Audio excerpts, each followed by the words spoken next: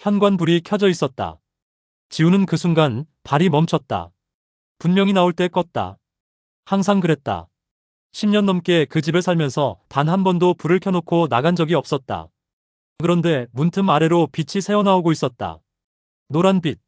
거실 조명. 지훈이 제일 싫어하는 형광빛이 아니라 서연이 바꿔달라고 졸라서 달았던 그 따뜻한 세 개의 조명. 열쇠를 꽂았다. 소리가 났다. 그냥 열렸다. 잠겨있지도 않았다.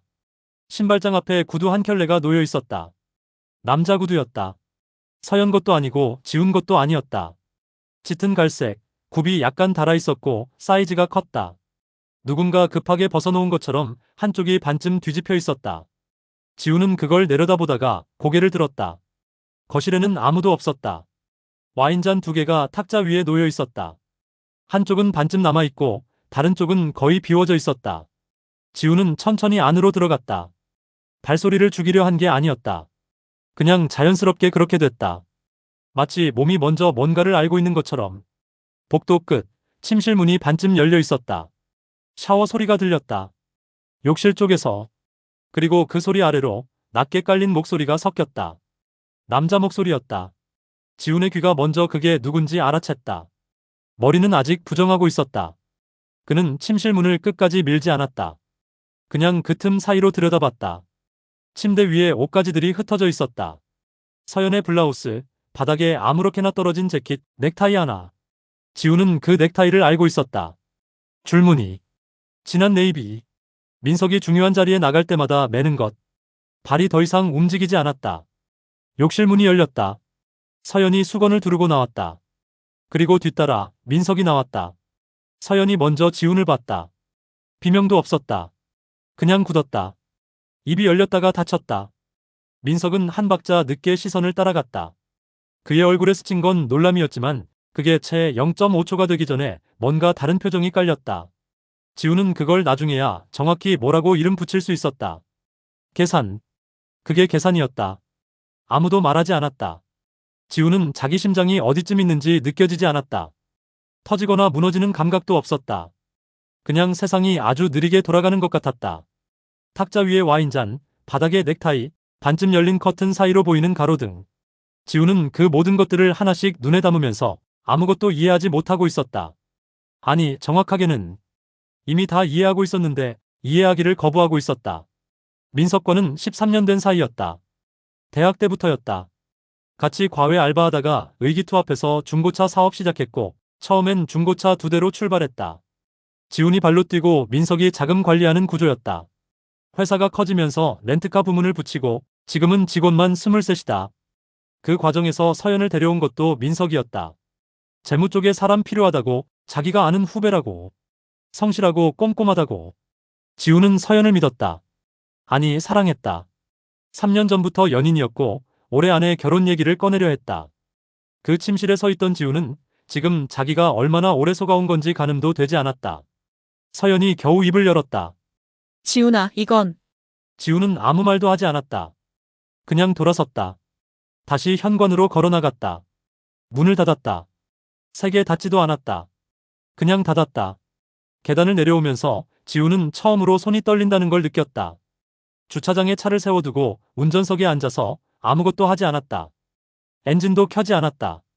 그냥 앉아 있었다. 머릿속에서 계속 같은 장면이 재생됐다. 구두 한 켤레, 2개의 와인잔, 민석의 넥타이, 그리고 민석의 그 표정. 놀란 척했지만 당황하지 않았던 그 얼굴. 이상했다. 뭔가가 이상했다. 단순히 들킨 사람의 얼굴이 아니었다. 지훈은 그걸 느꼈다. 정확히 뭔지는 아직 몰랐지만 이게 끝이 아니라 시작이라는 걸 어딘가가 알고 있었다. 다음 날 아침 8시 지훈의 휴대폰이 울리기 시작했다. 첫 번째는 직원이었다. 목소리가 이상하게 낮았다. 대표님, 지금 경찰이 사무실에 와 있어요. 지훈은 그 말을 들으면서도 처음에 제대로 이해하지 못했다. 어제부터 머리가 제대로 돌아가질 않았다. 차 안에서 밤을 새웠고 새벽에야 겨우 근처 모텔에 들어갔는데 잠은 한숨도 못 잤다. 무슨 일이야? 횡령 조사래요. 계좌 거래 내역이랑 서류 가지고 왔는데 대표님 명의 계좌에서 자금이 빠져나갔다고. 지훈은 전화를 끊고 차에 올라탔다. 사무실에 도착하니 형사 2명이 로비에 서 있었다.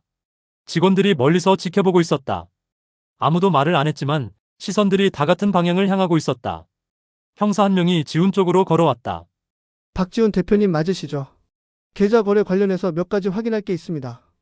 지훈은 자기 이름이 이렇게 낯선 온도로 불린 게 처음이라는 걸 느꼈다. 서류를 봤다. 지훈 명의의 법인 계좌에서 지난 6달 동안 총 3억이 넘는 돈이 빠져나가 있었다. 거래처 이름으로 쪼개져 있었고 금액도 일정하지 않았다. 그런데 지훈이 모르는 계좌였다. 본 적도 없는 거래처 명이었다. 이거 제가 한 거 아닙니다. 신고자가 있습니다. 내부 관계자가 증거를 제출했어요. 지훈의 머릿속에서 뭔가가 딸깍하고 맞아떨어졌다. 신고자, 내부 관계자, 서연이었다. 그걸 확인하는데 2시간도 안 걸렸다. 형사가 직접 이름을 말하진 않았지만 나중에 회사 부장이 따로 불러서 귓속말로 전해줬다. 서연이 회계 자료를 통째로 들고 신고했다는 것. 그 자료에는 지훈 명의로 된 이체 내역과 이메일까지 포함되어 있었다는 것. 이메일도 조작된 거였다. 지훈은 그 내용을 보면서 손끝이 차가워지는 걸 느꼈다. 문체도 비슷하게 맞춰놨고 날짜도 수신인도 교묘하게 설정돼 있었다. 단순히 숫자를 옮겨놓은 게 아니라 스토리가 있었다. 지훈이 의도적으로 빼돌렸다는 서사가. 이걸 하루 이틀 만에 만든 게 아니었다. 민석이 오후에 사무실로 왔다. 지훈이 회의실에 앉아있을 때였다. 문을 열고 들어온 민석의 얼굴은 어두웠다. 심각한 표정, 걱정스러운 눈빛. 그 표정이 너무 자연스러워서 지훈은 잠깐 자기 판단을 의심했다. 어제 내가 본 게 맞나? 내가 잘못 본 건 아닐까? 민석이 앉으면서 말했다. 이거 서연이 한 거야? 어떻게 이런 짓을? 지훈이 물었다. 넌 몰랐어? 갑자기 무슨 소리야? 내가 어떻게 알아? 어제 우리 집에서 뭐 하고 있었어? 민석의 눈이 잠깐 흔들렸다. 그건 나중에 얘기하자. 지금 이게 더 급한 거 아니야? 지훈은 대답하지 않았다. 그냥 민석을 봤다. 민석이 시선을 피했다. 창문 쪽으로, 탁자 쪽으로, 아무데나. 지훈아, 지금 내가 피의자 상황이잖아. 일단 변호사부터. 나가. 민석이 멈칫했다. 나가라고. 민석이 나갔다. 문이 닫히고 지훈은 혼자 회의실에 앉아서 천장을 봤다. 어제 일이 우연이 아니었다. 처음부터 이게 세트였다. 민석과 서연이 함께 있던 그 장면, 그리고 다음날 터진 횡령 의혹. 이게 따로따로 생긴 일이 아니었다. 지훈이 어제 그 집에 들어가지 않았다면 어떻게 됐을까? 그냥 횡령 혐의를 뒤집어쓰고 아무것도 모른 채 끌려다녔을 것이다. 서연이 증거를 들고 나타나고 민석은 피해자처럼 앉아 있었을 것이다. 문이 열려 있었던 게 오히려 실수였다. 그쪽의 실수. 지훈은 처음으로 명확하게 생각했다. 감정이 아니라 계산이 필요한 상황이었다. 지금 자기 앞에 있는 것이 배신이 아니라 덫이라는 것, 그리고 그 덫이 아직 완전히 닫히지 않았다는 것. 그가 움직여야 할 방향은 하나였다. 지훈이 실마리를 잡은 건 서연의 개인 캘린더 때문이었다. 회사 내부 시스템에 서연의 업무 일정이 공유돼 있었다. 지훈은 거기서 처음엔 아무 이상한 걸 발견하지 못했다. 미팅, 세무 일정, 거래처 방문. 그런데 지난 1년치 일정을 거슬러 올라가다가 반복되는 항목 하나가 눈에 걸렸다. 2달에 한 번씩 같은 요일 오후 늦게 거래처 이름으로 적혀 있었는데 그 거래처는 지훈이 알고 있는 회사들 목록에 없었다. 지훈은 그 이름을 검색했다. 등록된 법인이었다. 대표자 이름을 클릭했다. 이민석. 민석의 이름이 나왔다. 지훈은 화면을 한동안 바라봤다. 숨이 잠깐 멎는 것 같았다가 오히려 차분해졌다. 분노가 오기 전에 냉정함이 먼저 왔다. 이건 단순히 화낼 상황이 아니었다. 그 법인은 2년 전에 설립돼 있었다. 서연이 회사에 들어온 건 3년 전이고 그 법인이 생긴 건 그로부터 딱 1년 뒤였다. 시간 순서가 맞아들어갔다. 서연이 재무 담당으로 내부 접근권을 충분히 확보하고 난 다음 민석 이름으로 페이퍼 컴퍼니를 만든 것. 회계 원장을 다시 뒤졌다. 이번엔 서연이 처리한 항목들만. 지훈 혼자 할 수 있는 작업이 아니었기 때문에 지훈이 오래 알고 지낸 외부 세무사에게 연락했다. 비공식으로. 구체적인 설명 없이 그냥 특정 기간 특정 계좌 흐름만 봐달라고 했다. 답이 오는데 하루가 걸렸다. 자금이 실제로는 다른 방향으로 흘러가 있었다. 지훈 명의 계좌에서 빠져나간 것처럼 꾸며놨지만 실제 최종 수령 계좌는 다른 곳이었다. 그 계좌는 법인 명의였고 법인은 다시 민석과 연결됐다. 서연이 시스템 안에서 데이터를 선본 건데 흔적을 완전히 지우지 못한 항목이 몇 개 있었다. 아주 작은 숫자 오류들. 실수가 아니라 조작 흔적이었다. 지우는 그 자료를 받아들고 처음으로 실감했다. 이 관계가 언제부터 시작된 건지 알 수가 없었다. 서연과 지훈이 연인이 되기 전부터였을 수도 있었다. 민석이 서연을 회사에 데려온 것도, 서연이 지훈에게 먼저 다가온 것도 다시 생각해보면 전부 이상했다. 서연이 먼저 커피 마시자고 한 날도, 야근 끝나고 지훈 차에 올라탄 것도. 그때 지훈은 인연이라고 생각했다. 자기가 운이 좋다고. 이용당한 것이었다. 연애가 아니라 작업이었다. 지훈이 주저앉은 건 그 사실이 무서워서가 아니었다. 이걸 자기가 몰랐다는 게, 그 긴 시간 동안 아무것도 눈치채지 못했다는 게, 서연의 어떤 표정이 진짜였는지, 어떤 말이 계산이었는지 이제 하나도 분간이 안 됐다. 며칠 뒤 서연에게서 연락이 왔다. 만나자는 문자였다. 짧고 담담한 문체였다. 할 말이 있어. 지우는 나갔다. 커피숍에서 서연이 먼저 와 있었다. 화장이 평소보다 옅었다. 눈밑이 약간 부어 있었다. 서연이 먼저 말을 꺼냈다. 지훈아, 오해가 있는 것 같아서. 오해. 어제 그 상황은 나도 어쩔 수 없이. 계좌 만든 거 언제야? 서연의 입이 닫혔다. 민석이 법인 만든 거 알고 있었지. 내가 데이터 손뗀 것도 알아. 서연은 아무 말도 하지 않았다. 시선이 테이블로 내려갔다. 지우는 그 침묵이 부정이 아니라는 걸 알았다. 나한테 할 말이 뭔데? 미안하다고.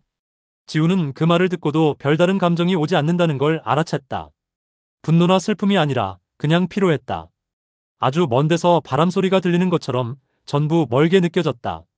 그거면 돼? 서연이 고개를 들었다. 미안하다는 거면 다야? 그 말 하러 나온 거야? 서연이 입술을 깨물었다. 눈물이 올라오는 것 같았다. 지우는 자리에서 일어섰다. 돌아가. 그리고 먼저 나왔다. 뒤에서 서연이 이름을 불렀다. 지우는 듣지 못한 척 걸었다. 실제로는 다 들렸다. 그냥 멈출 수가 없었다. 멈추면 안 됐다. 지금 감정에 무너지면 상대가 원하는 그림이 완성된다는 걸 지우는 알고 있었다. 그들이 원하는 지우는 무너진 지훈이었다. 그게 싫었다. 지우는 CCTV 업체에 먼저 연락했다. 자체 창고와 차량 주차 구역에 달린 카메라 말고 사무실 내부 복도와 회계팀 출입구에도 보안 카메라가 있었다. 지훈이 직접 설치를 요청했던 것들이었다. 서연은 그 카메라들이 어디에 있는지 알고 있었을 테지만 아마 녹화 기간이 얼마나 되는지는 정확히 몰랐을 것이다. 지훈이 업체와 계약하면서 30일 기본에 90일 연장 보존 옵션을 붙여놨기 때문이었다. 회계팀 출입 기록을 열어봤다. 서연이 심야에 사무실에 들어온 날짜가 6번이었다. 전부 회계 마감이나 급한 업무가 없던 날들이었다. 지우는 그 날짜들을 적어놓고 계좌 이체 내역과 대조했다. 날짜가 겹쳤다. 모두 일치하지는 않았지만 굵직한 금액이 빠져나간 날 전후로 반드시 서연의 심야 출입이 있었다. CCTV 영상도 확보했다. 서연 혼자 들어간 날도 있었고 민석과 함께 온 날도 있었다. 정면은 아니었지만 두 사람 모두 식별 가능한 화질이었다. 지우는 그 파일들을 외장 드라이브에 복사했다. 그리고 호텔 쪽으로 넘어갔다. 이건 좀 더 시간이 필요했다. 지훈이 직접 할 수 있는 방법이 없었기 때문에 탐정사무소에 의뢰했다. 비용이 생각보다 들었지만 지금 그걸 아낄 상황이 아니었다. 사흘 만에 결과가 왔다. 호텔 체크인 기록은 탐정 쪽에서 직접 얻은 게 아니라 두 사람이 함께 찍힌 복도 CCTV 캡처였다. 민석이 투숙한 날짜, 방 번호, 서연이 그 층에서 이동하는 장면. 날짜를 봤다. 지훈이 부산 출장을 갔던 날이었다. 그 다음은 외부 거래처 미팅이 있었던 날. 지훈이 사무실을 비운 날들마다 기록이 있었다. 이건 즉흥이 아니었다. 철저하게 짜인 것이었다. 지훈은 그 자료들을 다 모아놓고 변호사를 찾아갔다. 민사와 형사 양쪽을 모두 다루는 사무소였다. 변호사는 자료를 다 훑어보고 말했다. 충분합니다. 문제는 타이밍인데 상대 측이 먼저 재판을 걸어오면 거기서 한꺼번에 쏟아내는 게 제일 효과적이에요. 지훈이 물었다. 언제 오겠어요? 이미 고소장 들어와 있습니다. 기소 절차 진행 중이에요. 지훈은 그 말을 듣고 잠깐 눈을 감았다. 그들이 먼저 재판을 열었다. 자기들이 이미 다 세팅해놨다고 확신하는 것이었다. 지훈은 재판 날짜를 받아들고 사무실로 돌아갔다. 그날 밤 서연에게서 마지막 문자가 왔다. 지훈아, 이제 그만해. 내가 자꾸 이러면 더 나빠져. 지훈은 읽고 화면을 뒤집어 놨다. 잠시 뒤 직접 서연 번호로 전화를 걸었다. 서연이 받았다. 왜 전화해? 지훈이 말했다. 한 가지만 물어볼게. 서연이 아무 말을 안 했다. 나 처음부터 없앨 생각이었어? 침묵이 흘렀다. 그리고 서연이 천천히 말했다. 처음부터 너 아니었어. 지훈은 전화를 끊었다. 손이 떨리지 않았다. 어제까지도 그 목소리가 익숙해서 아팠는데 지금은 그냥 그 말이 필요했던 것 같았다. 마지막으로 남아있던 뭔가가 그 문장과 함께 완전히 사라졌다. 이제 아무것도 미안할 게 없었다. 지훈은 외장 드라이브를 꺼내서 변호사 연락처를 다시 열었다. 재판 준비에 필요한 것들을 하나씩 정리하기 시작했다. 법정 문이 열리던 순간 지훈은 제일 먼저 냉기를 느꼈다. 여름인데도 법정 안은 차가웠다. 에어컨 때문이 아니라 공기 자체가 달랐다. 지훈은 피고인석에 앉으면서 맞은편을 바라봤다. 민석이 방청석에 앉아 있었다. 다리를 꼬고 양복 재킷을 매만지면서 표정이 여유로웠다. 서연은 증인 대기실 쪽에 있을 것이었다. 아직 보이지 않았지만 지훈은 서연의 얼굴을 굳이 확인하지 않아도 됐다. 검사가 모두 진술을 시작했다. 지훈이 법인 자금을 빼돌렸다는 것, 계좌 흐름이 명확하다는 것, 내부 증인의 진술과 회계 자료가 일치한다는 것. 검사의 말은 매끄러웠다. 준비된 언어였다. 지훈은 그 목소리를 들으면서 서류를 내려다봤다. 자기 이름이 박혀있는 기소장을. 서연이 증인석에 섰을 때 지훈은 처음으로 서연의 얼굴을 똑바로 봤다. 서연은 고개를 살짝 숙인 채 진술했다. 목소리가 흔들렸다. 증언하기 힘들어하는 사람처럼 보였다. 지훈은 그 연기도 꽤 잘한다는 생각을 했다. 실제로 방청석에서 몇 명이 서연 쪽을 안타깝게 바라보고 있었다. 서연의 진술이 끝나고 판사가 피고인 측에 발언권을 넘겼다. 변호인이 일어섰다. 재판장님, 새로운 증거를 제출하겠습니다. 민석의 표정이 처음으로 굳었다. 변호인이 USB를 제출했다. 법정 앞쪽 모니터에 영상이 재생되기 시작했다. 첫 번째 장면은 호텔 복도였다. 날짜와 시각이 화면 구석에 찍혀 있었다. 횡령이 발생한 것으로 기소장에 적힌 그날 밤이었다. 민석이 객실로 들어갔다. 몇 초 뒤 서연이 같은 복도를 걸어 들어갔다. 방향이 같았다. 법정이 술렁였다. 두 번째 파일이 재생됐다. 오디오 파일이었다. 화면에는 날짜와 녹취 메모만 표시됐고 목소리가 흘러나왔다. 민석의 목소리였다. 계좌를 어떻게 돌리면 지훈 이름으로 남는지 설명하고 있었다. 서연의 목소리가 받았다. 그 사람은 자기를 의심하지 않는다고. 끝까지 모를 거라고. 방청석에서 소리가 났다. 웅성거리는 소리가 파도처럼 밀려왔다가 판사 목소리에 가라앉았다. 지훈은 서연을 봤다. 서연의 얼굴에서 혈색이 빠져나가고 있었다. 눈이 모니터에 고정된 채 움직이지 않았다. 민석 쪽을 보니 그가 처음으로 아무 말도 하지 못하고 있었다. 변호인이 이어서 추가 자료를 냈다. 차명 계좌 흐름도 민석 법인으로 최종 귀속되는 자금 경로, 두 사람의 통화 기록 요약본. 하나씩 제출될 때마다 검사 쪽에서 반박이 나왔지만 소리가 작았다. 판사가 정리하는데 오래 걸리지 않았다. 망치 소리가 울렸다. 무죄였다. 민석과 서연은 공모 사기 및 횡령 혐의로 그 자리에서 조치가 시작됐다. 법정 밖에서 민석이 끌려가면서 지훈 쪽을 돌아봤다. 그 눈빛에 분노와 당혹이 섞여 있었다. 야, 너 이게 언제부터? 지훈이 말했다. 너희가 시작하기 전부터는 아니고 끝내기 전부터는 맞아. 민석이 더 말을 잇지 못했다. 서연이 옆에서 지훈을 불렀다. 목소리가 작았다. 지훈아, 잠깐만. 지훈은 걸음을 멈추지 않았다. 단 한 번도 뒤를 돌아보지 않고 계단을 내려갔다. 법원 밖에 기자들이 몇 명 기다리고 있었다. 카메라 플래시가 터졌다.